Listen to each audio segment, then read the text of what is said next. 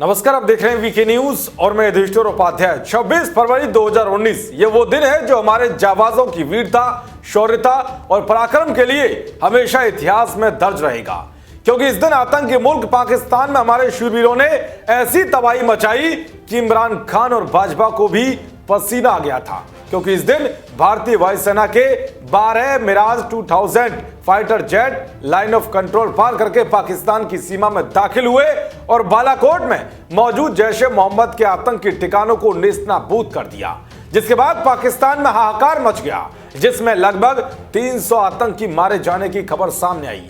शुरू में तो पाकिस्तान पेड़ गिराने की बात कहता रहा, लेकिन बाद में उसे कबूल करना पड़ा कि 26 फरवरी को भारतीय वायुसेना ने उसे भारी नुकसान पहुंचाया। लेकिन आज आपको इस एयर स्ट्राइक से जुड़ी ऐसी कहानी बताने जा रहे हैं जिसे सुनकर आप भी चौंक जाएंगे, क्योंकि इस दौरान सुरक्षा सलाहकार अजीत डोभाल को फोन आया था कि बंदर मारा गया। अब वो बंदर कौन था, जानने के लिए देखिए हमारी एक खास रिपोर्ट। दरअसल तारीख थी 26 फरवरी 2019, समय सुबह के 3:45 बज रहे थे। तभी भारतीय वायुसेना के प्रमुख BS धनोवा एक टेलीफोन कॉल करते हैं और वो फोन जाता है भारत के राष्ट्रीय सुरक्षा सलाहकार अजीत डोभाल के RAX नंबर पर। RAX एक ultra secure fixed line network है। BS धनोवा अजीत डोभाल को हिंदी में फोन पर कहते हैं बंदर मारा गया। इस मैसेज का मतलब था भारतीय वायुसेना ने बालाकोट एयर स्ट्राइक कर पाकिस्तान के जैश-ए मोहम्मद के ट्रेनिंग कैंप को ध्वस्त कर दिया और उसके सैकड़ों आतंकवादियों को मार गिराया। BS धनोवा ने उसके बाद एक ऐसा ही फोन कॉल तत्कालीन रक्षा मंत्री निर्मला सीतारमण और उनके सचिव अनिल दसमाना को किया। वही संदेश दिया जो उन्होंने NSA डोभाल को दिया। प्रधानमंत्री नरेंद्र मोदी को यह सूचना अजीत डोभाल ने दी। दरअसल 14 फरवरी 2019 को पुलवामा आतंकी हमले का बदला लेने के लिए भारत ने यह स्ट्राइक की थी। पुलवामा आतंकी हमले में CRPF के 40 जवान शहीद हो गए थे। बालाकोट एयर स्ट्राइक के आज 2 साल पूरे हो गए हैं।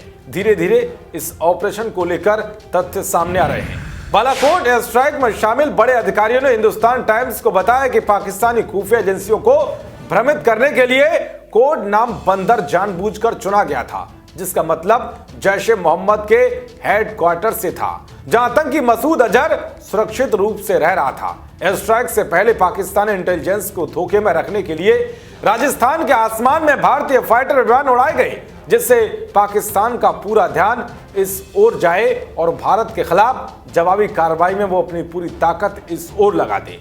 इसका नतीजा यह हुआ कि भारतीय सेना के अपग्रेडेड मिराज 2000 ने 90 किलोग्राम वजनी स्पाइस 2000 के पेनिट्रेटर बम बरसाए। इस दौरान पाकिस्तान का सबसे नजदीक एयरक्राफ्ट करीब 150 किलोमीटर दूर था। जानकारी के मुताबिक भारतीय वायुसेना ने जानबूझकर एयर स्ट्राइक के लिए 26 फरवरी का दिन इसलिए चुना था क्योंकि यह पूर्णिमा की रात थी। पीर पंजाल रेंज से नीचे उड़ते हुए पाकिस्तानी रडार को धोखा देने में भारतीय वायुसेना सफल रही। अधिकारियों के मुताबिक सभी 5 बमों को पाकिस्तान की 5 जगहों पर सुबह तड़के 3 बजे गिराया गया। हालांकि छठे बम ने तकनीकी दिक्कत के चलते आग नहीं लगी और ये विस्फोट नहीं कर पाया। बालाकोट एयर स्ट्राइक के दौरान भारतीय वायुसेना ने आतंकियों के पूरे कैंप को नेस्तनाबूद कर दिया, मगर सिर्फ एक मस्जिद के ठिकाने को बिना कोई नुकसान पहुंचाए छोड़ दिया गया था, जहां फज्र की नमाज की तैयारी शुरू हो गई थी। लेकिन पाकिस्तान के जिहादी लगातार हिंदुओं के धार्मिक स्थलों को निशाना बनाते रहते हैं। बालाकोट एयर स्ट्राइक का मिशन पूरा होने के बाद प्रधानमंत्री नरेंद्र मोदी ने सभी वरिष्ठ मंत्रियों, शीर्ष PMO अधिकारियों, कैबिनेट सचिव, गृह सचिव, विदेश सचिव, सचिव निदेशक, इंटेलिजेंस ब्यूरो और तत्कालीन वायुसेना प्रमुख के साथ एक बैठक बुलाई।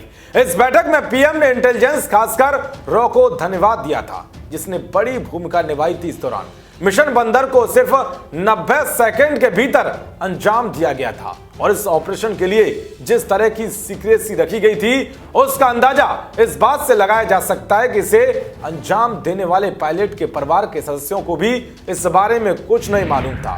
तो इस तरह से हमारे शूरवीरों ने अपने जाबाजों का बदला लेते हुए पाकिस्तान में भारी तबाही मचाई थी। देश और दुनिया की तमाम खबरों को पाने के लिए देखते रहिए वीके न्यूज। नमस्कार।